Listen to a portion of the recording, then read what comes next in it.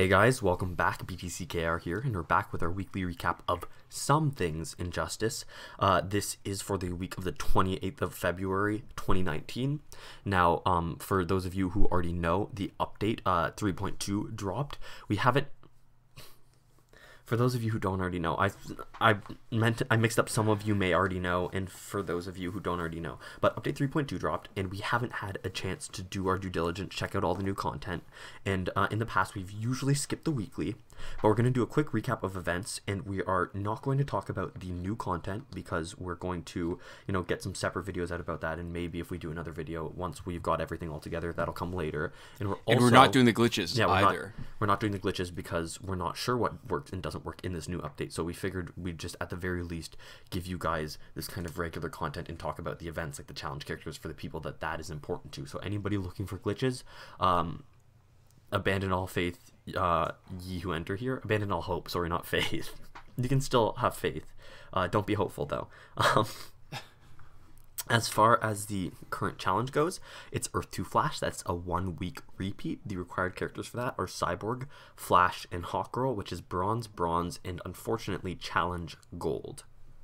Yeah, which we're not a big fan of. But, listen, Earth 2 Flash, he's an excellent card when he's got that passive of stunning on tagging for not only himself, but all his Earth 2 teammates. It used to be that the hardest decision would be who would get the Cloak of Destiny because they could all stun. And now that there's Necron's Scythe, which also boosts, okay, I don't know how to say that. That one is definitely wrong. I think it's Scythe. Scythe? Alright, which also boosts damage on stunned opponents.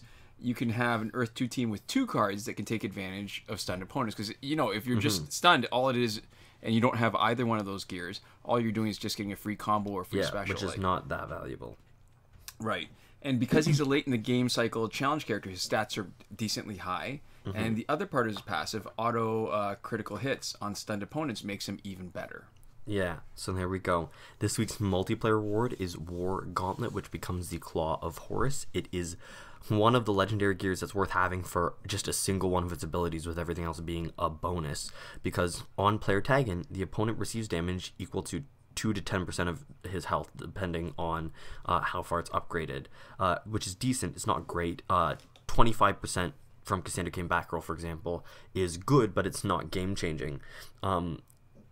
But he also has, when an opponent tags in, all damage to that opponent increases by 5% or up to 10%, and that stacks 3 times and resets on player tag out. It's not enough boost, and not enough of not enough tag outs happen for it to be too much of a difference, but that is a nice little bonus. And even when you totally stack it 3 times, the boost isn't enough to make a difference. 30% is not a lot. Yeah, but the really interesting thing that Claw of Horus does is its evolved ability on Special 1.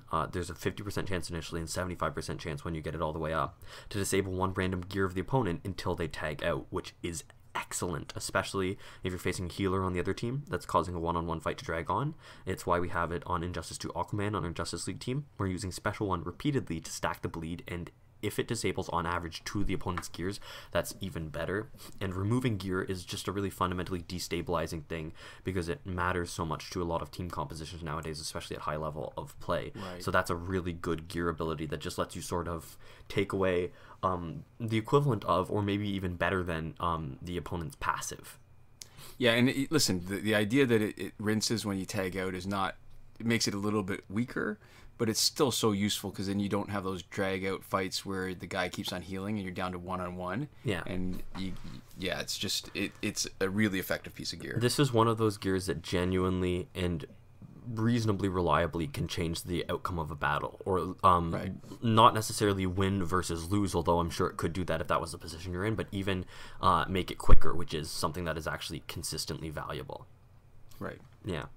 Do you want to take the store? Or this part so in of the it? store, all right, so let's get with the routine stuff. Batgirl, cash pack, $25, Canadian, not worth it. It's just 1 copy. She won't unlock in the store. So maybe it's next week's challenge. We can hope. She's a good character because the new characters I think that are in this update are all medals. We've got a character bundle with Flash TV. It's got Metahuman Flash and Reverse Flash for $27. It's probably worth it even less, even though you get 2 characters, because there's at least Batgirl, you get 100,000 power credits. And the worst thing, actually, is the Femme Fatale pack, which last week was available for 300,000 power credits, and now they're selling it for $27. Yeah, we pushed it pretty hard last week. Maybe we should have held back a little bit because apparently they've overestimated its value now. Yeah, if they were listening to us. If they're listening to us, you should consult us for fixes on Injustice. But anyways, so there's still the New 52 Wonder Woman Challenge Pack. Again, 6.16% chance of getting her instead of the usual 2.86%. Not worth it for that 50,000 credits compared to the regular Challenge Pack, even though she's a great character. And so the interesting thing I want to point out in the store with the Nth Metal packs, the Ultimate pack, which we did the opening of, has been removed. The one that cost 800 Nth Metal. Yeah. And now there's only the 400 and the 200, but they've also added the new cards. So Batman Ninja Catwoman, New 52 Shazam, and New 52 Black Adam. Videos forthcoming. Yeah, so they're all in the pack now. And so one thing I want to point out that's sort of not really one of the events, but I just noticed as I've been playing around with it, they've changed it so that you no longer see how many more copies you need for the next promotion of the metal characters, but it still takes more than one and maybe less than before. But I don't know if we're going to get into that kind of nitpicky kind of math because there's just so much more I think we need to check out, because apparently their passives are kind of spectacular compared to the first metals. Yeah. So there we go. And like we said before, we're not talking about glitches, but there is, I think, one glitch that we can in fact talk about because the conditions for using it are still not right. That's right. We can't talk about the working or the non-working glitches, but we can talk about the glitch that is still left in limbo.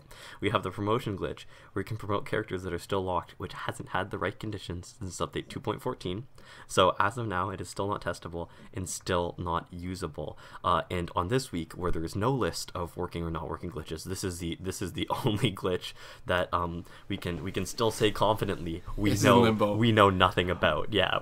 Oh, actually, you know what? In events, we should probably point out too. Phantom Zone is back, and it seems to remember progress on previous accounts. But so that's why in the video you see that it's locked, but not consistently. So there's other accounts that we've tested where it's not saving the previous progress. So go figure. And Survivor's still broken in Android. It's still only giving out Suicide Squad companion gears, and it is currently showing Suicide Squad companion gears. Well, do we know that it's still broken?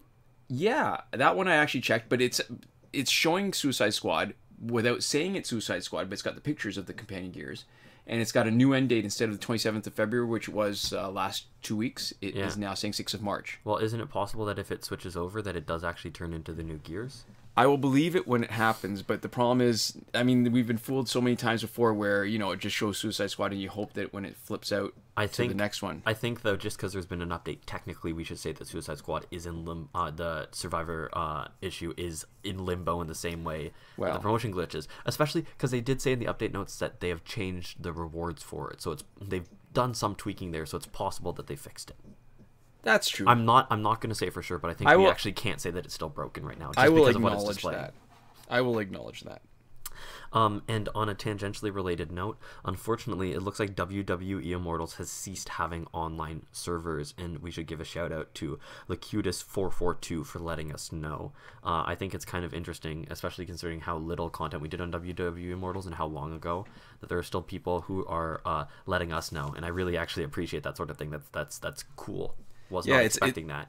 It's kind of sad though, because Immortals came out after Injustice, and clearly the number of players playing and the number of people spending money, or the amount of money being spent, makes a difference, because they decided to just shut down the servers. So you can still play it offline, but it's the end of an era. We used to do some gameplay videos for Immortals and some of the glitches too. Yeah, I feel like we need to do that, like, in memoriam Oscars, like, retrospective video.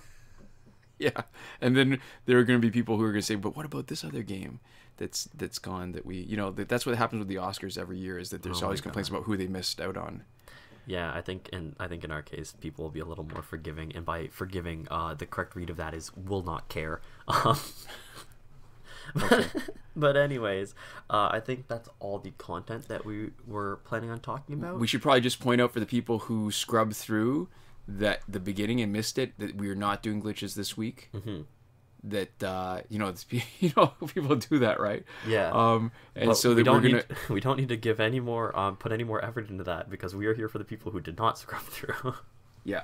All right, so a big thank you to our patrons on Patreon who are supporting us. Console Peasant, Eddy G, and Edwin Felix, who are supporting us at the top tier Last Word. iProphet, also known as iProphet 3 here on YouTube, who is supporting us at the Your Message Here tier.